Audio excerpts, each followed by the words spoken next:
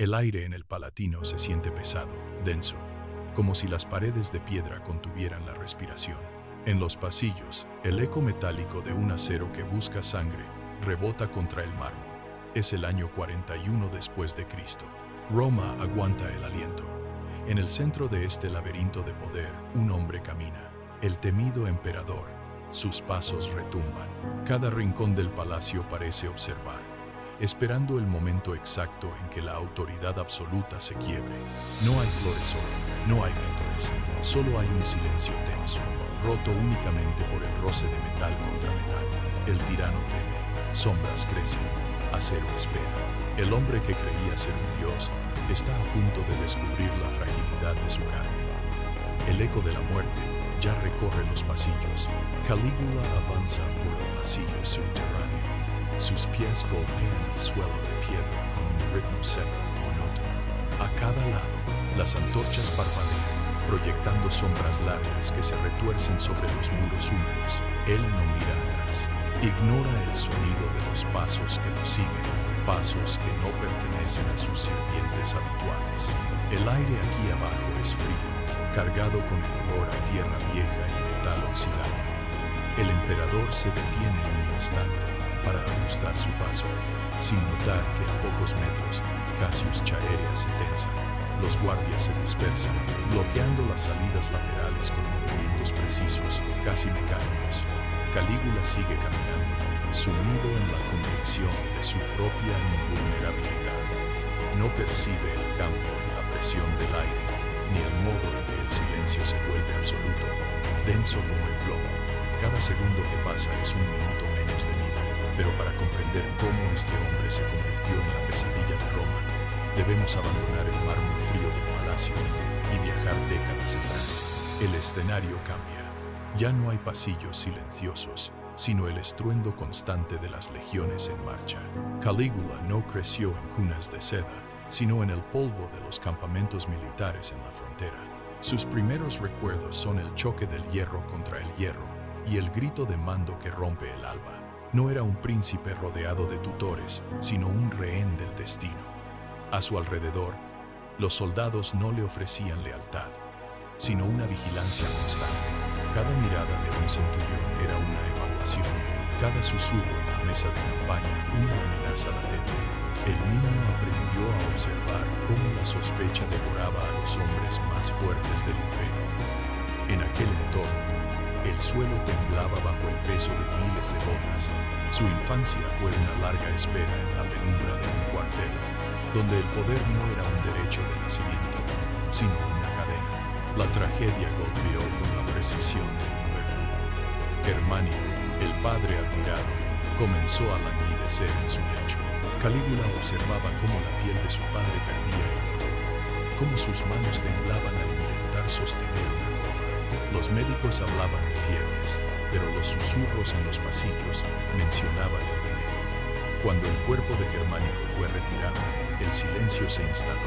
Poco después, la madre de Calígula fue arrastrada hacia el exilio.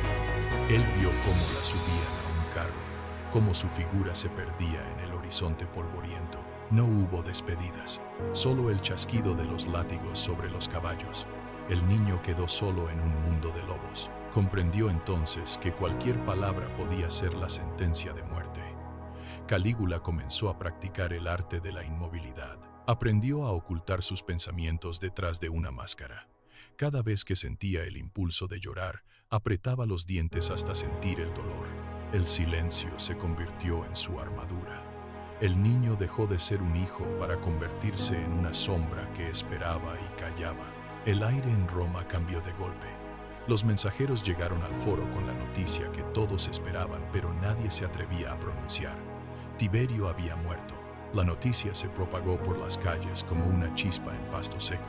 Los ciudadanos detuvieron sus pasos, los comerciantes dejaron sus puestos, y el murmullo constante de la ciudad se transformó en un rugido de alivio. Durante años, el miedo había dictado el ritmo de la vida cotidiana, obligando a los hombres a mirar sobre sus hombros antes de hablar.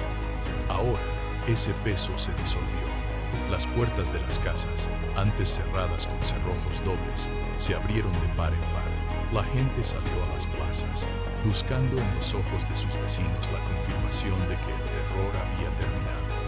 En el centro de este fervor, una figura comenzó a cobrar fuerza en la mente de todos, el joven Calígula. Los hombres recordaban el rostro de su padre y proyectaban en el hijo la imagen de un salvador. La ciudad, sedienta de un nuevo comienzo, se volcó hacia él. No era solo el fin de un reinado, era el nacimiento de una expectativa colectiva. El pueblo se reunió en las esquinas, intercambiando miradas de esperanza, convencidos de que la pesadilla había quedado atrás. Calígula ya no era un rehén en la frontera, se convertía en el imaginario de millones, en la promesa de una era dorada que apenas comenzaba a despuntar bajo el sol de Roma. El camino hacia Roma se convirtió en un río de gente. A cada paso que daba Calígula, el suelo desaparecía bajo una alfombra de pétalos frescos. Las mujeres lanzaban rosas desde los balcones y el aroma a flores silvestres inundaba las calles, ocultando el olor a hierro y alcantarilla de la ciudad. Los ciudadanos no solo vitoreaban, se empujaban para tocar el borde de su manto, buscando un contacto que los conectara con la nueva era. En el Senado, la atmósfera era de una urgencia febril. Los magistrados, con los rostros iluminados por una esperanza casi religiosa, se inclinaron ante él. Con manos temblorosas, le entregaron las llaves de la ciudad y los sellos del imperio. Era el poder absoluto puesto en manos de un joven que, ante los ojos de la multitud, encarnaba la redención. Calígula avanzaba por la vía sacra, mientras el estruendo de los aplausos rebotaba contra las columnas. No había rincón en Roma que no estuviera decorado con cintas y guirnaldas. Los hombres alzaban a sus hijos sobre los hombros para que vieran al nuevo emperador, creyendo firmemente que el futuro les pertenecía. La ciudad entera se arrodilló ante la promesa de un orden nuevo. Calígula era el centro de gravedad del mundo, pero el poder es un espejo que distorsiona la realidad. Meses después de su ascenso, una fiebre violenta se instaló en el palacio. El emperador cayó sobre el lecho, su cuerpo sacudido por espasmos incontrolables. El sudor empapaba las sábanas, mientras los médicos, con las manos temblorosas, aplicaban compresas de agua helada sobre su frente ardiente. El silencio se apoderó de las estancias imperiales. Los criados caminaban de puntillas, evitando cualquier ruido que pudiera interrumpir el delirio del soberano. Durante días, la vida de Calígula pendió de un hilo, mientras la fiebre consumía sus fuerzas. Cuando finalmente abrió los ojos, la habitación estaba sumida en una penumbra fría. El joven que había sido aclamado por las masas ya no estaba allí.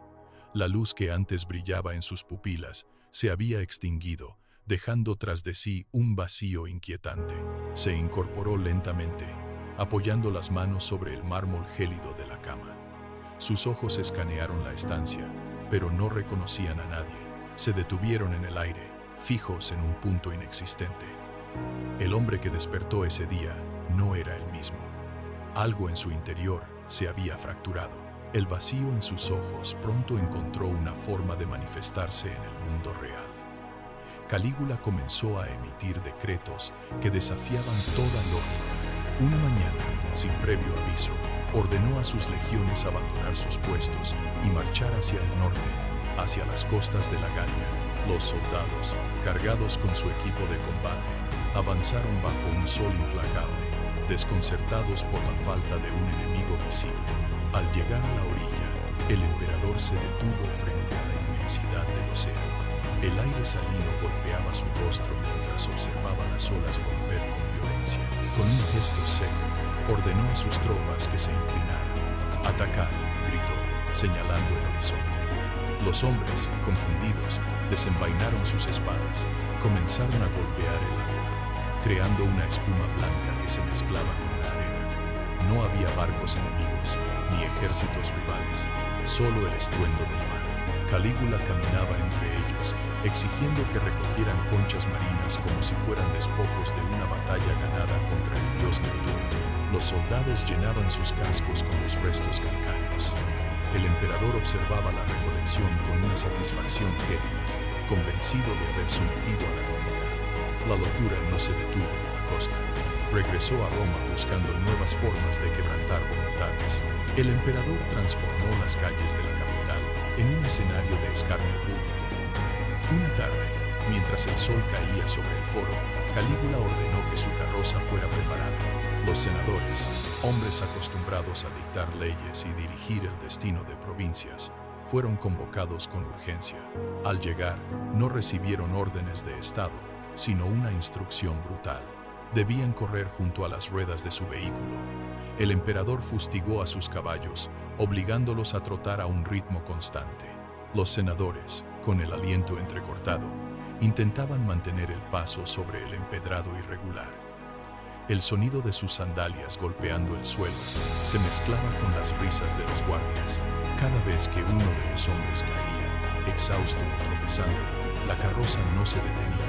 Calígula aceleraba, obligando a los demás a esforzarse aún más para no quedar atrás.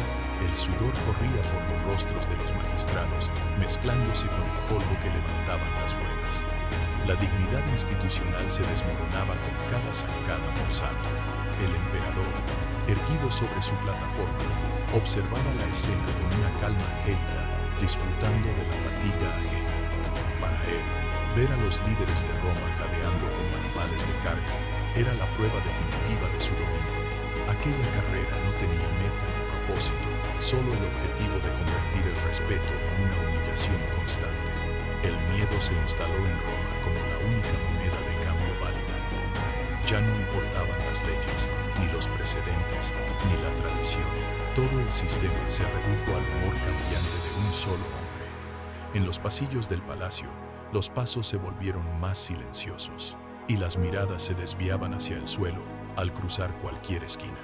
Calígula caminaba entre sus súbditos, como quien recorre un tablero de juego, alterando las reglas sin previo aviso.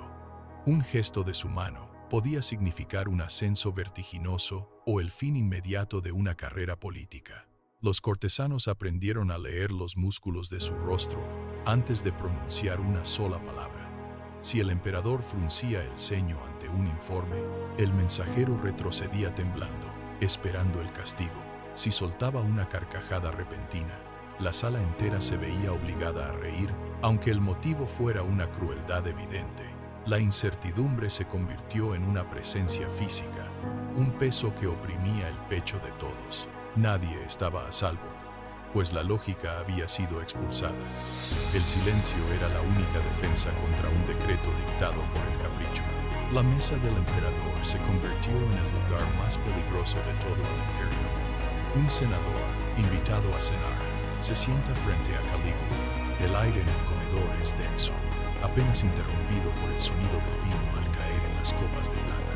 El invitado intenta mantener la compostura, su mano sostiene el cuenco con firmeza, pero sus ojos evitan el contacto directo. Calígula observa, no come, no habla, solo sigue cada movimiento del senador con una fijeza depredadora. El hombre, sintiendo la presión, baja la vista un segundo más de lo debido. Es un error fatal. El emperador interpreta ese gesto como un desafío, una señal de desprecio que debe ser purgada antes del amanecer. La cena termina en un silencio sepulcral.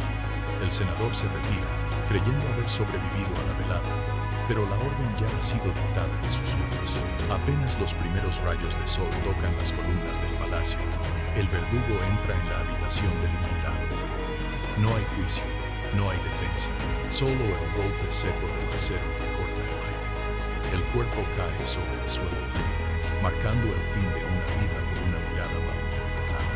La paranoia se filtró en los huesos de Calígula, transformando la realidad en un laberinto de amenazas invisibles. Ya no caminaba por los pasillos, acechaba. Se detenía en seco frente a las cortinas de seda, apartándolas con un movimiento brusco, buscando una hoja de acero oculta en el pliegue de la tela. Cada sombra proyectada por una columna le parecía un atacante agazapado. Sus dedos rozaban las paredes de mármol, palpando grietas como si esperara que de ellas surgiera un traidor. En el comedor, el tintineo de una cuchara contra el plato le hacía girar la cabeza, con los músculos del cuello tensos y la respiración entrecortada. Veía dagas en el reflejo de las copas de vino y conspiraciones en el susurro del viento que entraba entraba por los ventanales. El palacio, antes un símbolo de poder, se convirtió en una trampa de cristal donde cada rincón ocultaba un enemigo imaginario. Cada segundo era una batalla contra un fantasma que él mismo había creado. Y su mano, siempre apoyada en el pomo de su espada, no encontraba descanso. El palacio se ha convertido en un escenario de miradas gélidas. Los guardias pretorianos, encargados de la seguridad del emperador, ya no mantienen la mirada al frente. Cuando Calígula pasa, sus ojos se desvían apenas un instante, encontrándose con los de sus compañeros. Son destellos de odio contenido, chispas de resentimiento. Un guardia aprieta el pomo de su espada con tanta fuerza que los nudillos se le tornan blancos. Otro, al ver al emperador, exhala un suspiro apenas audible. El silencio en el palacio se vuelve insoportable. Una presencia física que presiona los tímpanos. Ya no se escuchan las conversaciones habituales. Cada vez que el emperador se detiene, el tiempo parece congelarse. Los guardias se tensan, sus mandíbulas se bloquean y el aire se carga con una electricidad estática. Se observan unos a otros, buscando una señal, un asentimiento, una confirmación tácita de que el límite ha sido sobrepasado. La lealtad se ha disuelto. En los rincones oscuros, donde la luz de las antorchas apenas alcanza, los hombres intercambian gestos breves, casi imperceptibles. El palacio aguanta la respiración, atrapado en una calma tensa que se quiebra bajo el peso de un odio compartido que ya no puede ser ocultado. El palacio se ha transformado en una jaula de cristal donde la realidad se fractura bajo el peso de una locura creciente. Calígula camina por la sala del trono, exigiendo que los cortesanos se postren ante él como si fuera un dios viviente. Obliga a los senadores a arrodillarse sobre el suelo frío, manteniendo la cabeza baja mientras él recorre la estancia, golpeando el mármol con su cetro para marcar el ritmo de su propia adoración. Si alguien levanta la vista, el emperador responde con un golpe. Mientras tanto, en los pasillos exteriores, la conspiración cobra forma en el silencio. Cassius Chaerea y sus hombres se mueven entre las sombras. No hablan, se comunican mediante leves inclinaciones de cabeza. Mientras el emperador se pierde en sus delirios, los guardias ajustan sus armas. Calígula se detiene ante un espejo de bronce, admirando su propia imagen, ignorando que el círculo de acero se cierra lentamente. La adoración que exige es el último velo que oculta la inminente ruptura de su reinado. La atmósfera en el atrio es irrespirable. Calígula se detiene frente a un oficial, obligándolo a sostener una bandeja de plata, mientras él derrama vino sobre sus manos, riendo ante la humillación. Cassius Chaerea observa desde la penumbra de una columna. Sus dedos se entierran en la palma de su mano, marcando la piel con la presión. No hay más espacio para la duda. Chaerea da un paso atrás, alejándose de la luz de las antorchas. Su rostro es una máscara de granito, pero sus ojos siguen cada movimiento del emperador con una intensidad depredadora. Se encuentra con la mirada de otros dos guardias. Un breve cabeceo es suficiente. El tiempo de la paciencia se ha agotado. Chaerea se ajusta el cinturón de cuero, sintiendo el peso del acero contra su costado. Sus músculos se tensan, preparados para una acción que no admite retorno. El emperador gira sobre sus talones, ajeno a que el hombre que tiene a sus espaldas ha dejado de ser un subordinado para convertirse en su verdugo. Chaerea exhala profundamente, expulsando el aire viciado del palacio. Es 24 de enero. La luz del alba se filtra por los arcos del teatro, proyectando sombras alargadas sobre el suelo de piedra. Cassius Chaerea camina por el pasillo lateral, con el paso firme y rítmico. A su lado, dos hombres se posicionan en los puntos de acceso, bloqueando las salidas secundarias con movimientos calculados. No hay palabras, solo el roce del cuero contra la piedra y el sonido metálico de las espadas. Chaerea se detiene junto a una columna de mármol. Desde allí, tiene una visión clara de la entrada principal. Sus dedos recorren la empuñadura de su arma, comprobando que está lista para ser desenvainada en un segundo. Otros conspiradores se dispersan por la galería, ocultándose tras los pilares, manteniendo una distancia que les permite converger en un instante. El aire es gélido, pero ninguno de los hombres parpadea. Observan el pasillo vacío por donde debe aparecer el emperador. Chaerea hace una señal con la mano, un gesto seco que ordena el silencio absoluto. Los guardias se pegan a la pared, conteniendo la respiración. Calígula abandona la sala principal. Sus pasos resuenan con eco sobre las losas de mármol. Camina solo, con la cabeza ligeramente inclinada, tarareando una melodía sin sentido que se pierde en la penumbra del pasillo. Sus manos se mueven con gestos erráticos, acariciando las paredes de piedra fría mientras avanza hacia el ala privada. No mira hacia atrás, ni siquiera cuando el sonido de sus propios pasos parece ser seguido por otros. El pasillo se estrecha, convirtiéndose en un túnel de sombras, donde la luz de las antorchas apenas alcanza a iluminar el suelo. Calígula acelera el paso, impulsado por el deseo de llegar a sus baños privados, ajeno a que cada metro que recorre lo aleja más de cualquier posibilidad de auxilio. Sus dedos rozan el relieve de las columnas, sintiendo la aspereza de la piedra bajo la piel. A cada lado, los nichos laterales permanecen oscuros, ocultando figuras que aguardan el momento preciso. El emperador se detiene un instante, frunciendo el ceño ante una corriente de aire frío que recorre el corredor, pero luego retoma su marcha con una sonrisa ausente. Sus pies se dirigen directamente hacia el arco de piedra donde Cassius Chaerea y los suyos aguardan en silencio absoluto. El aire se vuelve denso, cargado de una estática que precede a la tormenta. El emperador cruza el umbral del corredor privado. Sus pasos se detienen bruscamente. Frente a él, Cassius Chaerea emerge de la penumbra, bloqueando el camino. No hay saludo, no hay protocolo. Chaerea da un paso al frente. Su mano derecha se tensa sobre la empuñadura de su espada. Calígula abre la boca para articular una orden, pero antes de que el sonido escape, el acero abandona la vaina con un silbido metálico. El primer golpe desciende con una precisión quirúrgica. La hoja busca el cuello, impactando con una fuerza que hace tambalear al soberano. El emperador retrocede. Sus manos suben instintivamente hacia la herida, buscando un alivio que no llega. La sangre brota, caliente y oscura. En ese instante, la mirada de Calígula cambia.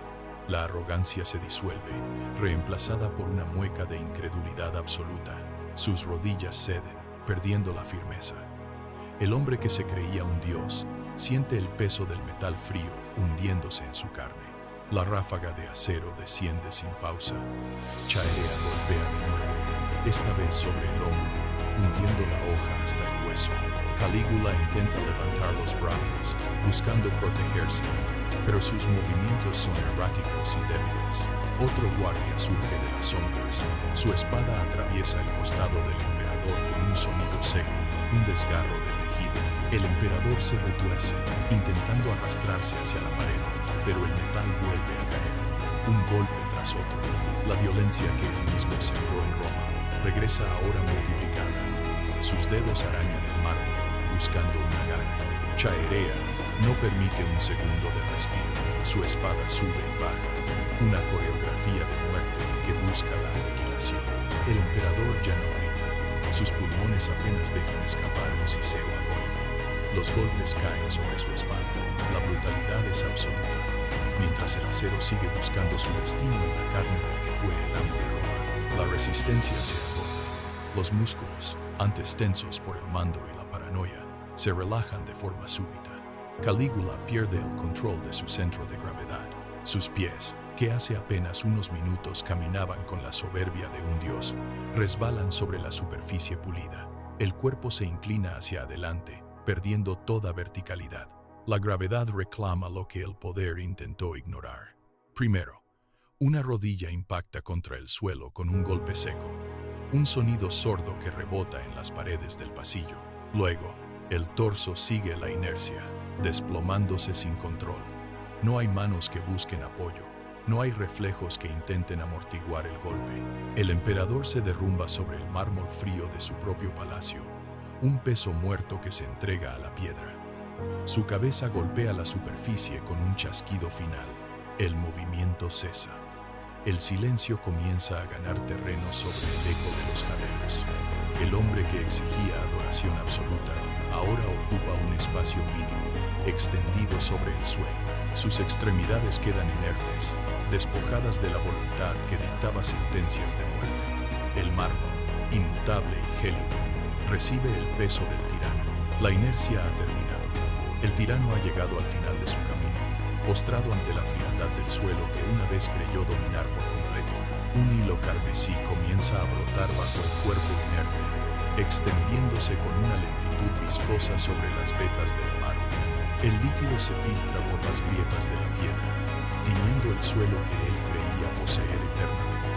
La mancha crece, un mapa de color oscuro que devora la blancura del palacio. Cada gota que se desprende de sus heridas marca el final de una era de terror. El aire del pasillo se vuelve denso, cargado con el olor metálico de la sangre que se enfría rápidamente sobre la superficie gélida. Chae y los guardias permanecen inmóviles, observando cómo la vida del hombre que se proclamó Dios se desvanece en el suelo. Ya no hay rastro de la soberbia que dictaba el destino de Roma. Solo queda el rastro de un cuerpo que se apaga. La sangre alcanza los bordes de las losas, sellando con su rastro el fin definitivo de la tiranía. El mármol, antes símbolo de su poder absoluto, ahora se convierte en el testigo mudo de su derrota. La tiranía ha sido borrada del mapa de Roma, dejando solo esta mancha escarlata como última huella de su paso por la historia. El fin es irreversible. La noticia atraviesa los muros del palacio y se filtra por las calles de Roma.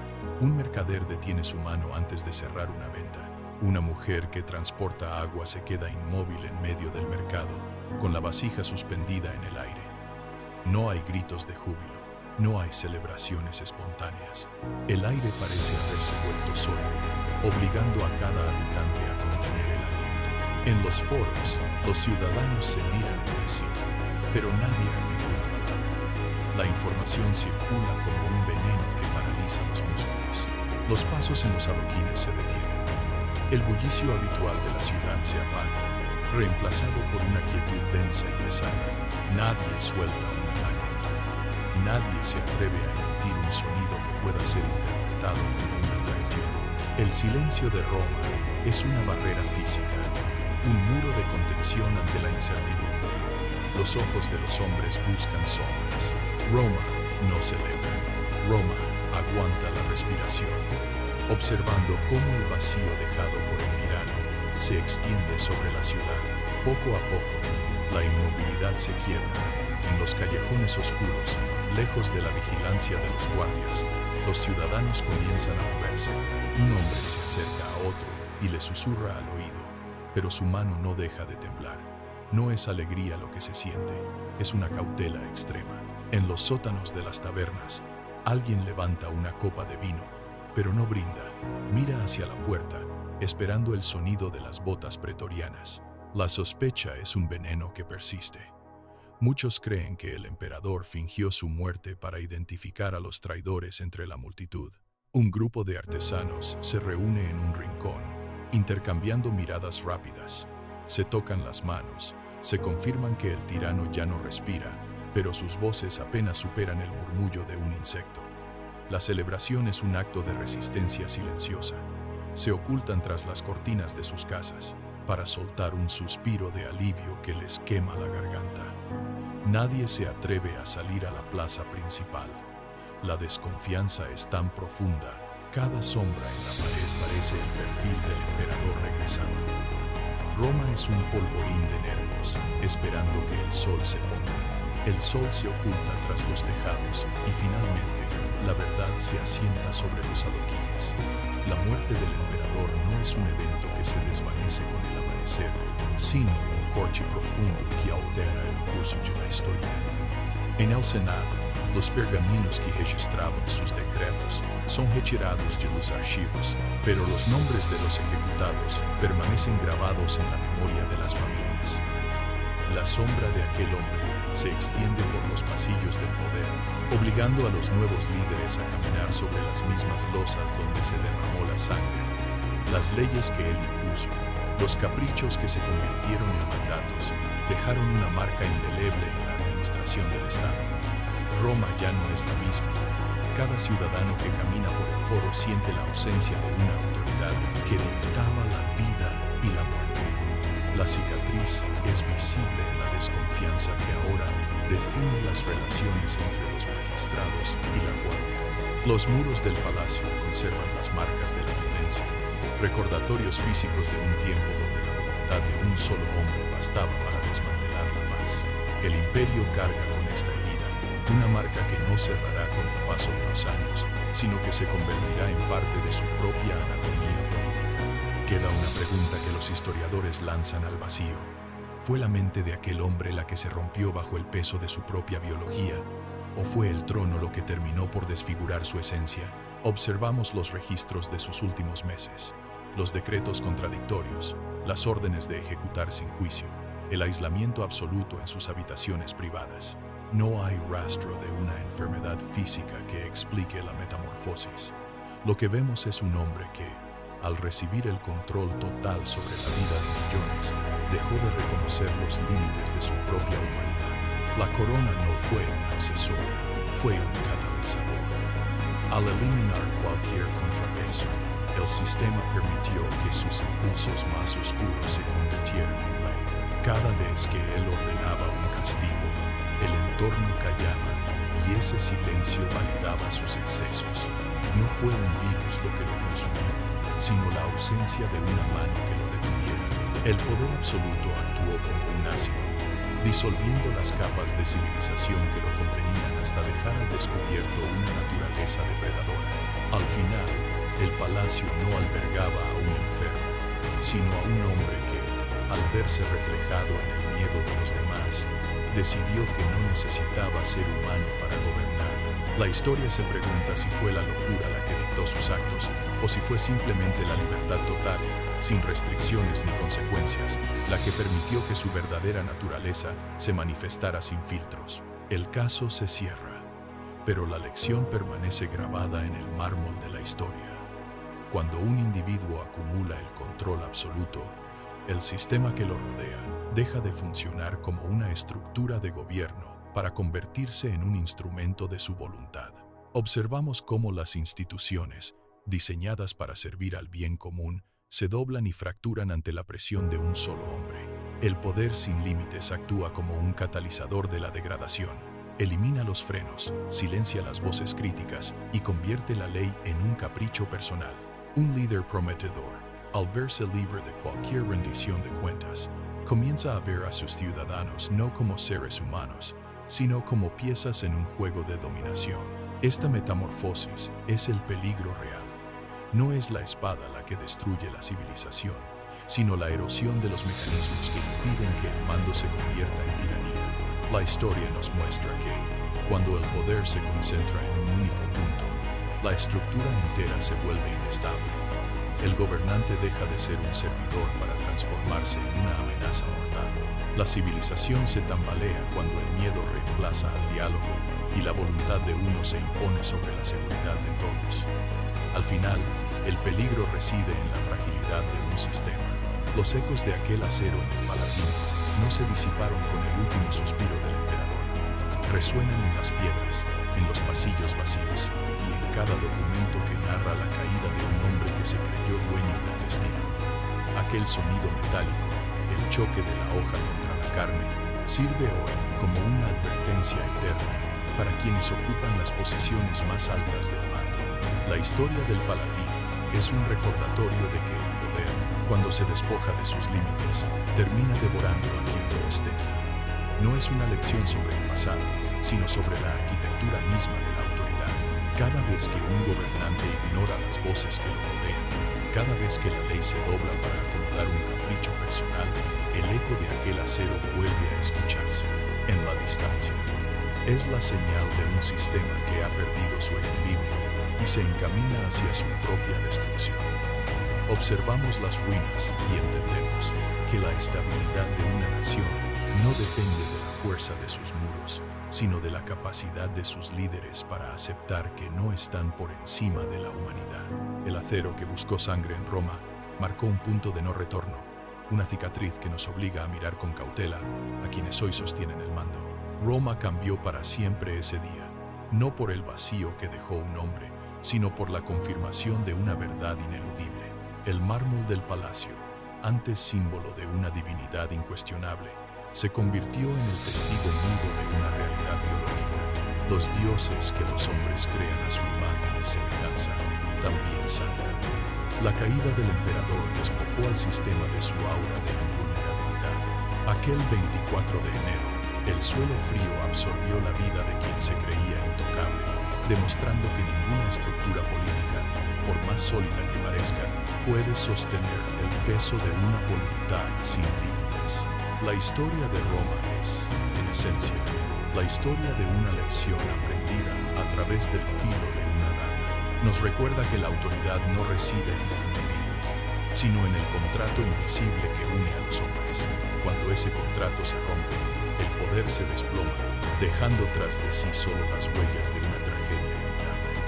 Al mirar hacia atrás, no vemos a un dios caído, sino a un hombre que, al intentar elevarse por encima de su propia especie, terminó siendo consumido por la misma violencia que él mismo desató. El mármol sigue ahí, frío y silencioso, recordándonos que el poder absoluto es una ilusión efímera y que al final, incluso aquellos que se creyeron dueños del mundo, terminan regresando a la tierra.